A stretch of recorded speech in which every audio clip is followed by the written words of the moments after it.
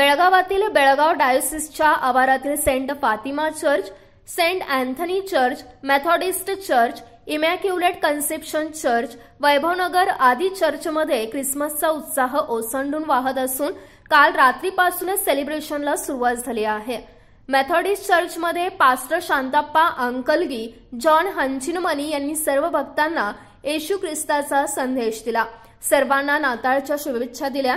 हा सण सर्वांना सुख, शांती आणि समृद्धी घेऊन येवो। सौहार्दाचे प्रतीक असलेला दया आणि करुणेचा हा सण आपण आनंदाने साजरा करूया आणि अशा जगासाठी काम करूया जिथे प्रत्येक जण आनंदी आणि निरोगी असेल, असे ते म्हणाले। ख्रिस्ती समाजाचे लोक चर्चमध्ये जाऊन देवाला प्रार्थना करत आहेत। बेळगावातील चर्चमध्ये 25 डिसेंबर रोजी सामूहिक प्रार्थना करण्यात आली आहे। नाताळ हा धार्मिक आणि सांस्कृतिक कार्यक्रम म्हणून साजरा केला जातो।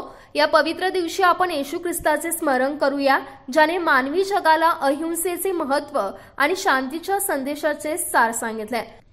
यावेळी बेळगावातील Fatima church, Saint Anthony church आणि मेथॉडिस्ट चर्चमध्ये ख्रिश्चन समाजाने विशेष प्रार्थनेत सहभाग घेतला।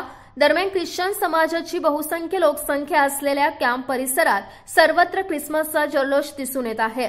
ठिकठिकाणी चांदण्या, आकाश दिवे लावून परिसर सुशोभित करण्यात आला आहे।